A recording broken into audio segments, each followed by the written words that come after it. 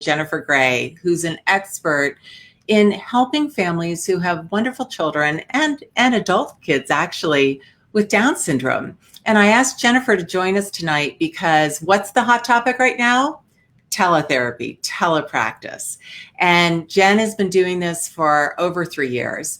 And gosh, yeah, definitely over 3 years. And she's been telling me about it for years. We've known each other for, I don't know, Jen, like 10 years now. And I thought, okay, I now have an expert to share with everybody, not only an expert on Down syndrome, but someone who's really, really experienced with telepractice, teletherapy. And she's got a number of employees who also use that at her therapy practice, which is Gray's Peak Therapies, so here in Colorado. So we're going to be chatting about that tonight. But the first thing I need to know is, where are you guys from? Who's tuning in tonight? Are you here from Australia? Are you here from Michigan, Puerto Rico? What's happening out there? Let me know that you're doing okay. That you're doing okay. We're all thinking about everybody in the world and all that we're dealing with. And it's just so nice to have this moment to connect and talk about some of the kids and adults, as I said, that we love so much. This special broadcast on the ThroatScope page is sponsored by ThroatScope. And if you're not familiar with it, ThroatScope is a light up tongue depressor, and it comes with 2 recyclable blades in your starter pack. But tonight, ThroatScope is also giving away a starter pack and 50 recyclable tongue depressors. So be sure that you take a look at the comments. ThroatScope is posting those rules right now so that you can win that. We are going to provide that for 1 international winner and 1 winner in the United States. So I'm so glad that everybody's here. Hi. Oh my goodness. Hi, Kim. Good to see you. So fun to have everybody joining us. Let's go ahead and get started. Tonight, we're talking about Down syndrome and teletherapy.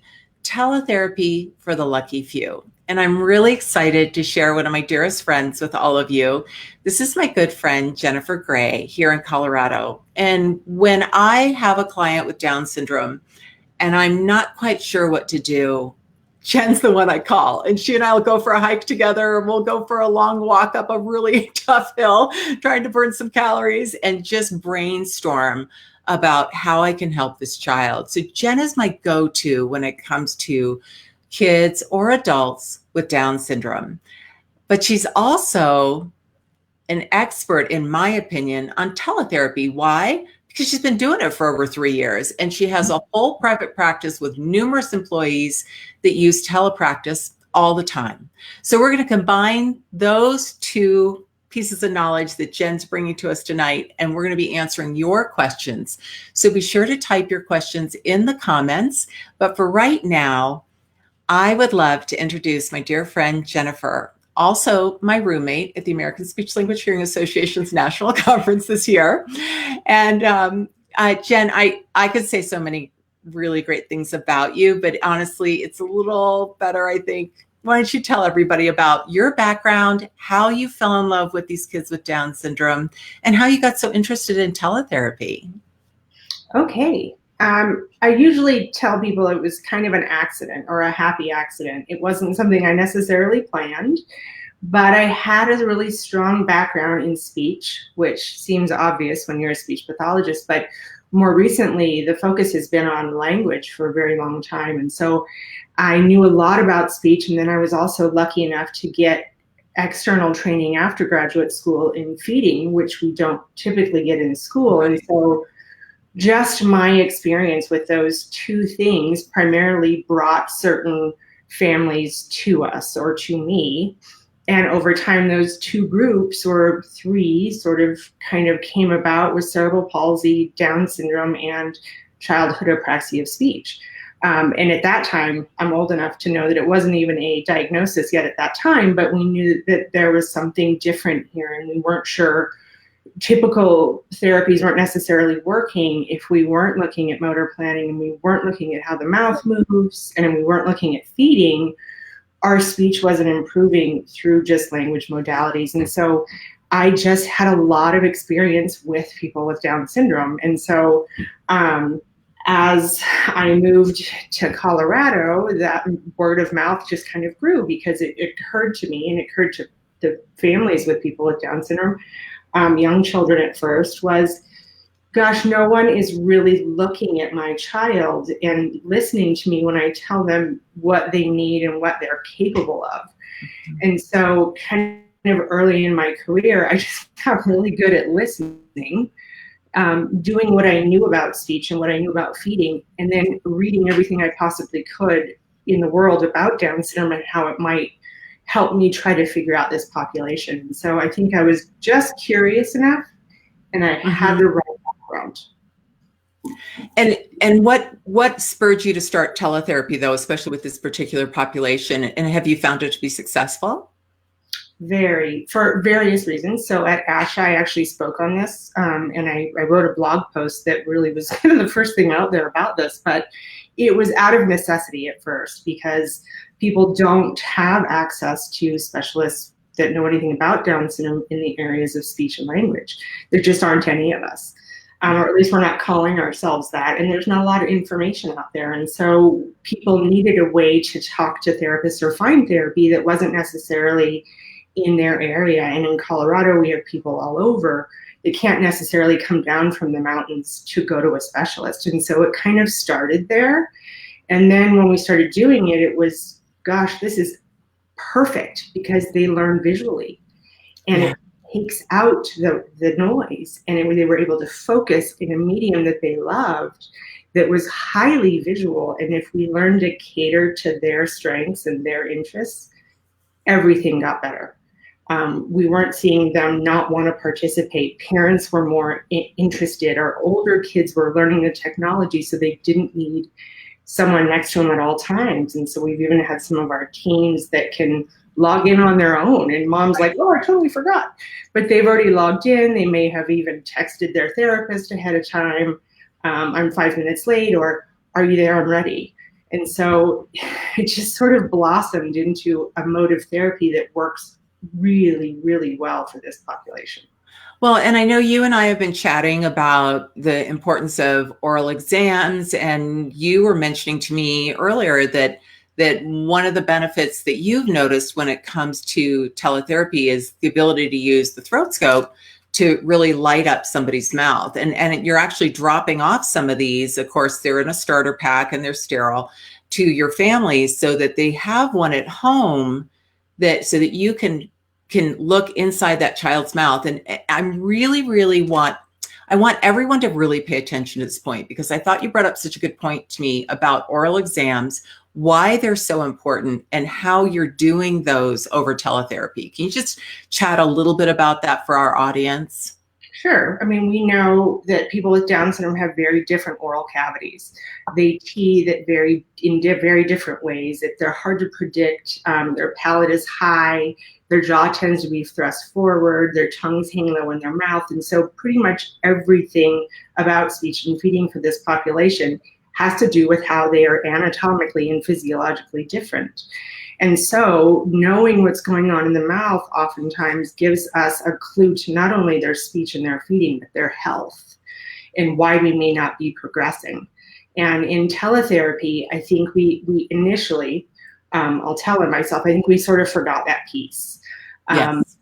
Because we weren't there, and so we kind of, we can't touch them. But interestingly, it kind of brought us back really quickly that we need to do that, and we need to be sure we can do that. And with that parent coaching model that early intervention uses, but we need to be using all the time, especially this population, we found ways to do it, and the teletherapy actually reminded us to do it. Like, what's going on there? Because now I have to use my eyes, and I need to see. I can't rely on what I'm observing in life necessarily. So if I were the parent right now and you were coaching me and I had my own throat scope, you would have a throat scope as well to show me what to do and to coach me through the process. Exactly. Essentially video modeling when you think about it. Exactly, which we use a lot. Fantastic. And you were telling me a story also about a child who had a submucosal cleft, was it?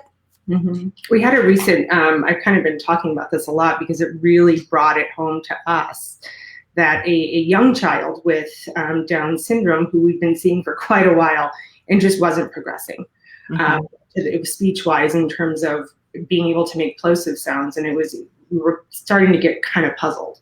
And this was prior to knowing about throat scope, but one of my really good therapists observed from a distance when the child was laughing or being loud and opening his mouth, she noticed he had a bifid uvula.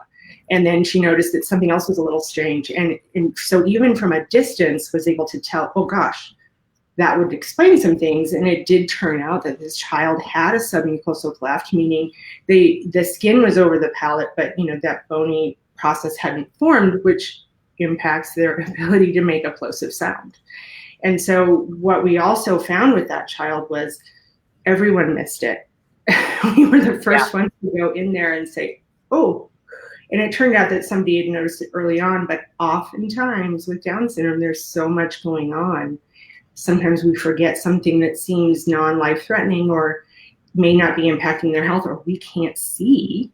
Right. Is a huge problem that we might be the first ones, even if that hadn't been noticed in the past, we might be the first ones in that child's mouth to see tonsils that are way too large. That's true. They're strange. I mean, things that really do impact sleep, functioning, speech, and feeding. And so I think it's important to remember we have to do those things. I'm really glad you mentioned that because I'm going to be doing another event for Throat Scope with a certified orofacial myologist. And we're going to be talking about that airway is everything. And it's very, very easy when a child has a diagnosis like CP or Down syndrome or autism for us to get blinded by that label and forget to really look at the whole child. And I think especially right now, I want to stress to everyone that we have to be careful now that we're doing so much telehealth that we don't let the screen be a barrier to being a good detective. Definitely important to be a good detective. I'm going to just share one funny story, though. You're going to kill me for telling everybody this, but I'm telling it.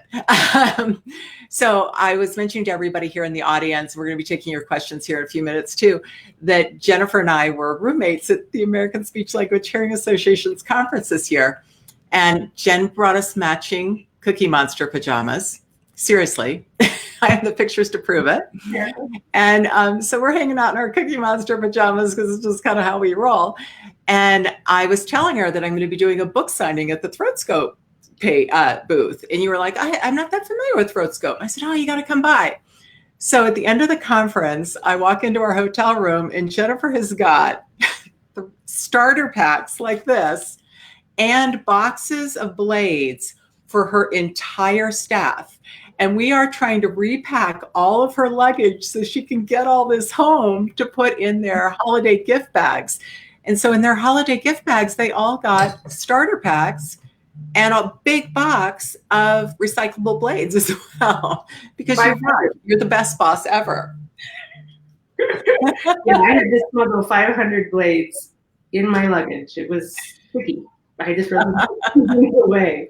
It was so great. Hey, we were just chatting about video modeling, and I was just wondering if you could tell us a little bit more about that, because I know you're a big fan of that. How do you incorporate that into telehealth, obviously, and with this particular population? So we've been using video modeling for a long time, even in our in-person sessions. And we've had to use it even more now. And so it's something that works no matter what. But basically, if you show anyone, think about late night TV, for example, is what I usually describe is that hamburger or that cheeseburger commercial comes on. You're not hungry at all, but now you are because you just that person eat that food, right? People's food looks better when it's not yours.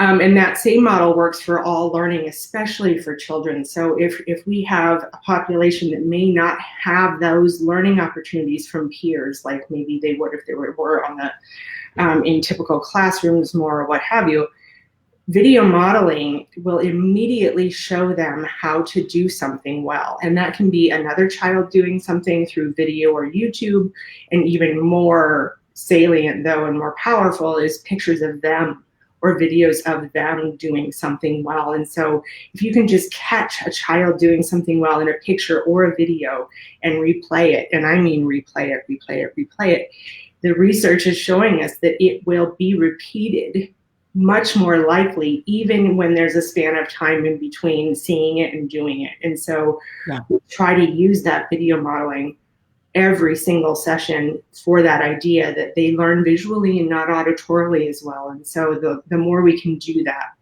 the better outcomes we have and the faster outcomes that we have. And, you know, on that same note, for a long time, I've created video social stories for my kids, especially when they're trying a new food and how to manage their anxiety and do their deep breathing. And we actually take pictures of the kids and we go into an app and we create our own little video about it. And one of the things I love about that type of video modeling is A, I can pull it up in screen share and teletherapy, but B, they can practice it at home and it's very consistent. It's the same story every single time. And when you're a visual learner and you need that consistency, it is such a simple tool that can make all the difference for these kids. Yeah, you know, we complain about kids watching the same movie over and over and over and over. Well, it's for a reason, because that they learn really well that way. And Down syndrome adds another layer that we have found too, which is they like knowing what's coming next. And in feeding therapy, that's huge. If they're nervous that something else is going to happen that they can't predict, that can cause so many behavior problems and actually stop us in our tracks if we aren't aware of it. So watching the same thing over and over again works for them. We just as adults have to remember that it's not boring for them. They actually like it. They kind of perk up and they're with you because I know what's happening and I know what's going to happen next, and it's safe. It builds a lot of confidence. Right. And we can also get those new skills. They can watch those new skills without doing them first. So they can see maybe what they're going to learn before we put that demand on them. So it has so many uses. That's a really, really good point. I wanted to ask you too, because I'm wondering with your telepractice, how often are you providing services for families? Are you scheduling twice a week or once a week, every other week? What's typical? It kind of depends on the service that they need. So with early intervention, we're kind of stuck in that 1 hour, one time a week. That's pretty typical. But with teletherapy, we're all learning this, but we know it particularly for this population is an hour is a long time.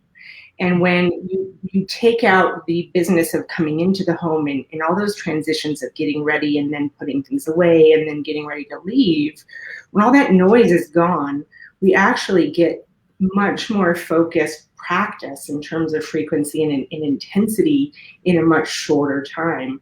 And so kind of like if there's any SLPs listening, kind of like that 5-minute RTIC idea where if we can come in and do something really well for a short amount of time, but consistently, and motor planning is the same way, so apraxia is the same way, where we know if we have shorter sessions, more times a week, they're going to learn the skill faster. And it's actually in psychology of learning, it's that we all learn better that way. So we are trying to do more sessions that are shorter and more often. And the kids like it too, because it's short.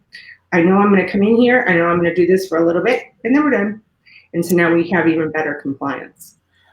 I'm so glad you mentioned that, because I think that's really sort of a new thought around teletherapy, that we might be able to do those shorter sessions that are also more conducive to the family schedule and also would provide more consistency over time rather than that lag between the week.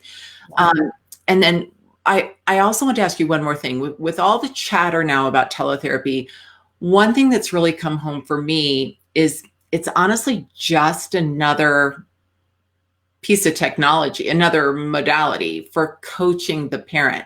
Do you have thoughts on that? Yes. So we kind of think of it as a replacement therapy, but quite honestly, even when this, COVID crisis is over, we'll probably still use it because its benefits are plentiful. And with the coaching model, especially when we know we're supposed to do this in EI, it's often hard to teach a parent what they need to be doing when we're not there. teletherapy almost demands it because they have to be there. We can't just leave a 2-year-old in front of a screen. And so what's happening is I think parents are even finding it easier to learn what to do with their child because they sort of have to. And so as a therapist, we're coaching the whole time. Okay, try it this way. Well, how did your week go? What did you do? You can show me. I can see videos maybe if they can't show me right now, if it's a bad nap day or something. So coaching the parents becomes really most of what we do. And so there too, we're having those better outcomes. And I think parents are a little more comfortable because we're not in their home telling them they should do something different, but more like, okay, what do you have? What's going on? Let's problem solve, which is really what therapy should be anyway, is a problem solving communication between us and families. And this kind of demands it. And so it's actually working well. I know that's what therapists most fear, I think, but it's a more natural teaching method for me, at least, through teletherapy for some reason. And it's also easier for scheduling. So when we have to cancel clients because it snowed, because someone has a sniffle and we're not really sure if they're sick, but we don't really want to get sick. And so there's less cancellations, and parents aren't driving if they're older children. And so those short, frequent sessions are all of a sudden possible because we don't have travel. It's yeah, you know, I think I'm going to be doing it more, even when I don't have to. We have to be, and being with a child and a family is never going to be replaced. We need that. I think a hybrid approach is probably what's going to be most common. Yeah, I love the idea of a hybrid approach. Well, I can see that we have lots and lots of questions that are popping up, and I'm going to put some on the screen here for you, Jennifer. Most of them are for you.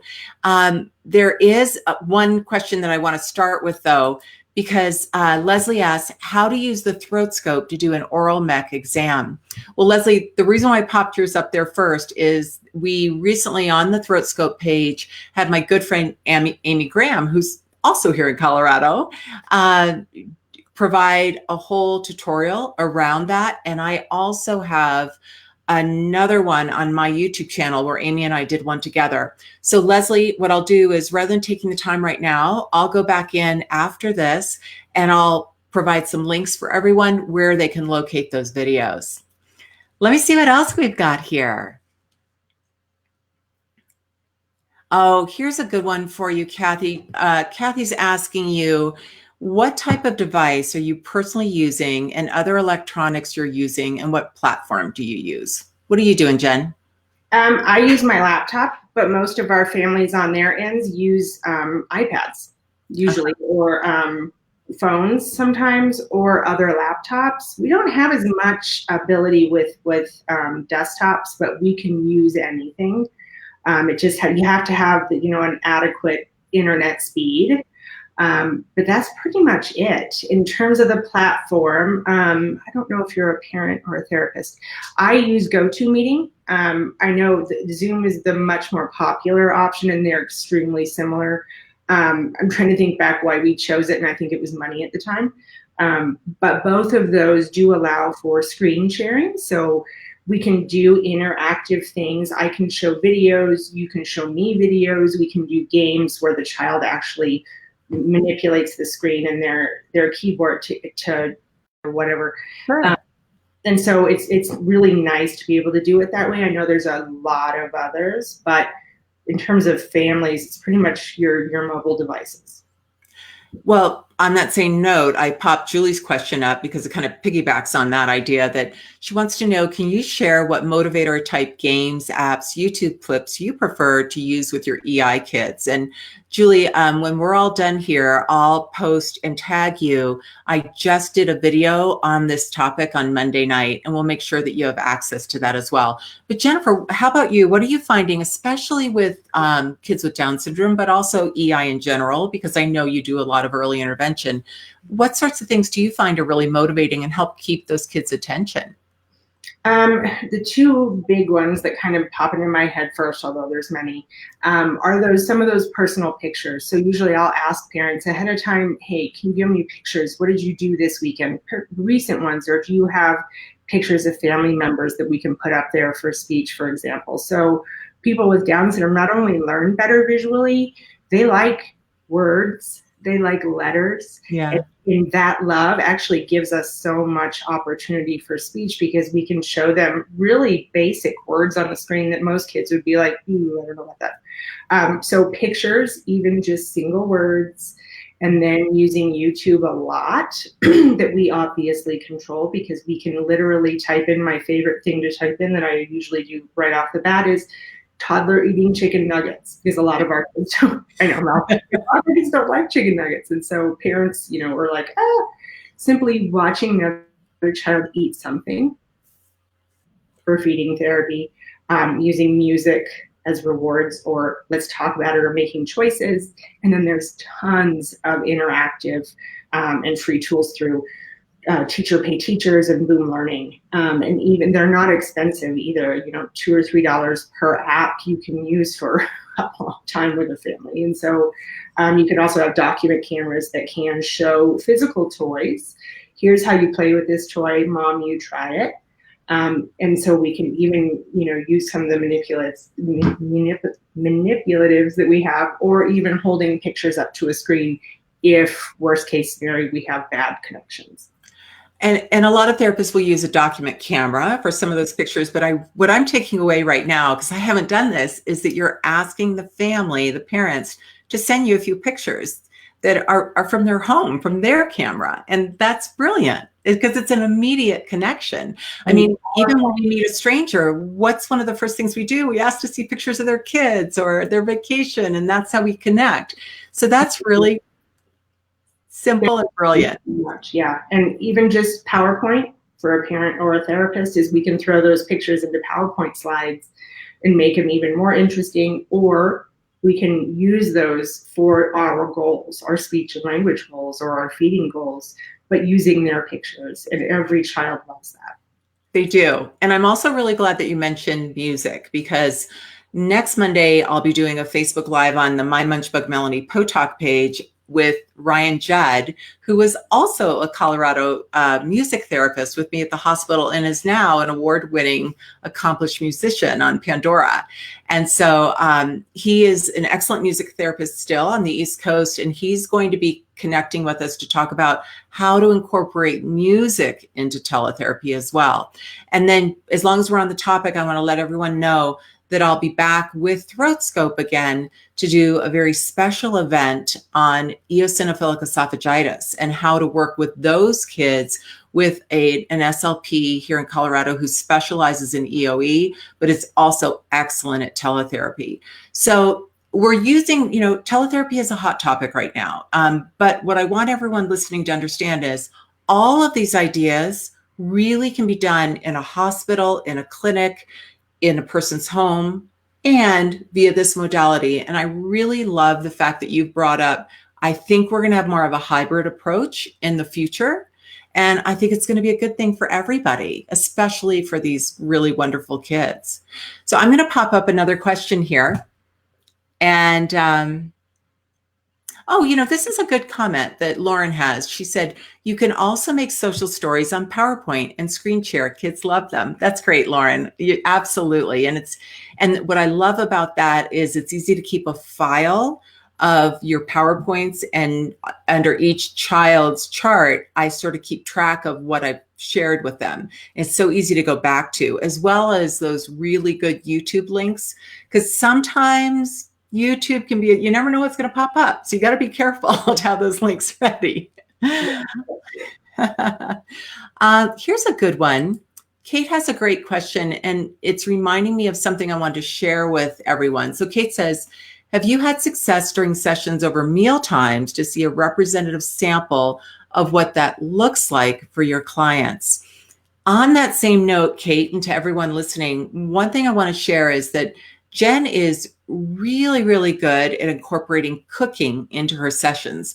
As a matter of fact, last summer, Jennifer had a group of young adults with Down syndrome would come into her kitchen where her practice is, and you had a whole summer cooking camp, and I got to come and be the special guest one time. It was so fun.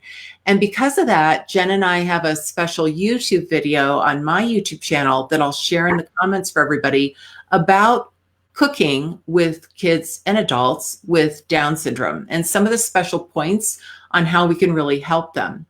But that's why I pulled up Kate's question, because I know that you do some sessions over meal times, but also specifically around cooking and prepping for meal times. So can you speak to Kate's question as well as just talking a little bit about how you do that? That's a huge topic. I generally, kind of as a rule, don't do meal times. It tends to be very stressful for families, and people feel like they have to perform. But snack time I do. If I need to see that meal time, I can ask for a video, and that's easy to do in this situation. And then kind of working it back and forth. But it's definitely something that is going to depend on each family. If you can sit there and watch a mealtime, just know that you're going to be an intruder, and it may not be a representative sample of a true mealtime. Right. But I use all of Mel's books for those types of things as well.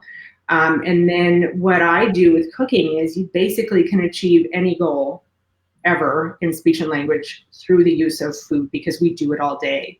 Mm-hmm. And then when we think about people with Down syndrome, is we kind of forget those independent skills, and they tend to hold on to those lower level skills longer. And so feeding oneself, much less interacting with new foods and utensils and all of those difficulties, is if we can just get a child in the kitchen to work with food, or go to the grocery store with mom and pick stuff out and follow directions and see what it is that they may want to eat, is just sometimes we don't realize it, but we keep kids out of that scenario. Right now is not the best time to be talking about this, because we can't go to the stores as easily, but many families don't take their children to the grocery stores because it's stressful. Yeah. And then there's ways that we can, as therapists, help them do that. And bringing that piece in, even through here, I'll use pictures of grocery stores, and we let the kids pick out what it might look like. It might even be their grocery store, because if I'm local, I can do that. And then we do use some messaging apps where they can watch other children making food as well, or things that they've tried, and they can see each other doing it back and forth. And so teletherapy kind of allows us to be less intrusive in those situations where cooking and eating can be a speech language sensory feeding everything. And I think it's important to distinguish that I will definitely do meal times over teletherapy, but when I say the word meal times, I'm not talking about the whole family around the table. That being said, when I go into people's homes, when we're able to, my assessment is at mealtime. So I'll ask the parent, what I'd love to do is just come over and be a fly on the wall, maybe just sit at the kitchen table while you're at the dining table. And I'm just going to type some notes and kind of see like how things go. Because the bottom line is, I don't want to see it go well for that assessment, right? I want to see it go badly, because then I know what we need to work on. And I love doing my assessments over meal times. Now that we're doing teletherapy, the whole idea of a true assessment, I think we're still just trying to figure that out. But I know Kate had another question that popped up, and she was just kind of wondering if you could comment a little bit about assessments and what you're doing with any new clients, or have you encountered that yet? This is all fairly new, so. I might be slightly lucky because we don't have assessments specifically for people with Down syndrome. And so if we're dealing with early intervention as well, really our assessments are based on observation, parent rating scales, developmental scales, where are they in comparison to other children their same age. But we still can do a lot of those speech and language assessments right now through a document camera, for example, or using just holding up even to your computer screen. And I don't want to necessarily do a plug for, I'm not sure, can I say a different name of a company? Sure. Pearson is doing some free assessment. I think they're giving you the manuals and the stimulus cards to use in therapy. It's temporary, and I don't think you can keep them, but I just learned about that yesterday. And so there are a lot of companies that are modifying their assessment tools so that you can use them. And I've listened to a lot of other therapists say, I'm having an okay time using my physical materials through this medium. There's still debate on whether or not that's a valid measure, because those measures clearly were done in person and not over teletherapy. But Right. it's a healthy debate. And I think that half say, what, it is the same because it's their environment where they are. And others are saying we didn't take those measures specifically over teletherapy, so you have to be careful. But that hybrid approach, hopefully in the future, will allow us to do that. I know that early intervention programs are also doing assessments over the phone for early intervention, because it really is the parent input anyway in those situations. We as the therapist or the specialist are really there to help the parent with what they want to work on. And so it hasn't been a big issue yet. It's good information. I think we're on a learning curve around that, so we'll have to keep talking. I just wanted to share, because this popped up. Kim shared this adorable picture and said, my daughter with Down syndrome loves to help cook and bake in the kitchen with me. I have targeted numbers, sequencing, reading, etc. with her. And that's the thing. You can target anything when it comes to cooking. Yep. Good. I'm glad you're doing that. Definitely. I am going to just take a quick glance here, Jen, while we're chatting, to make sure. I know we've got a few other questions here. And let's see here. Thanks so much for everybody's patience. They're kind of going by me really quick here. Oh, here we go. Jennifer asks, are there recording choices on most platforms? I'm not that familiar with all the platforms, to be honest with you, Jennifer, but definitely on Zoom there is. And for Gotomeeting, I'm assuming there is. Is that true? And that's actually, I'm glad you mentioned that, because it's a neat way to bring family members who cannot be in sessions. So oftentimes hear moms say, dad can't be here. He really wanted to be, but he has to work. We can record sessions. There's some, you do have to have some paperwork signed to be able to do that. But we're also using them. I'm personally using them after we get signatures from parents, but as to teach my therapist also, because, hey, look at this, look what happened, it worked, maybe we can do this again. But we can also record portions or whole sessions so grandma can watch, the nanny can watch, dad can watch, or whoever. And now we have a way to say, here's what's going on. Because when moms sometimes, I say mom because they're usually the ones in the sessions, but sometimes relaying information isn't as accurate perhaps, or they don't feel as comfortable telling other people what to do with their child because that's what their therapist said. And so it's a neat way to review your own notes, to go back in an assessment where you may not have been able to count those things right in person. So Gotomeeting does have them, Zoom does. I know that some of the lesser ones that don't have all the bells and whistles, I don't know that you can. I even in the beginning, before we had all this technology, would record them with my phone sometimes just to say, I got to catch this. Yeah. Much like we would do in an in-person session where mom might record it and then you can show it back to the child. And so it's a nice tool, but it's not necessary if you don't have it. Yeah, it's definitely a nice tool. I know when I was doing in-person therapy, I would say 50% of my sessions I'm recording, if not more. Sometimes we just delete them, but it's such a great opportunity to talk with the parent afterwards. Because even if you are going to book an hour of teletherapy, the child isn't in front of the screen the whole time. It's about coaching the parent. So it might be as little as 10 minutes or maybe up to a half an hour with the child, but the time before is about planning and the time after is about, okay, let's go back and take a look and discuss like how we could have done this differently or what really worked. And it's that moment to kind of debrief, which I think is so helpful for all of us. It's helpful for me to do that. And then I'm just going to share this last question because Julie asked, can you share the app, please, Melanie? Yeah, Julie. So I use Adobe Spark. There are a lot of different apps out there where you can create little videos. Lumen 5 makes one. Adobe Spark is free. That's the one I like the best. And I have a YouTube video on how to create that. And I'll put it in the comments for everybody as well.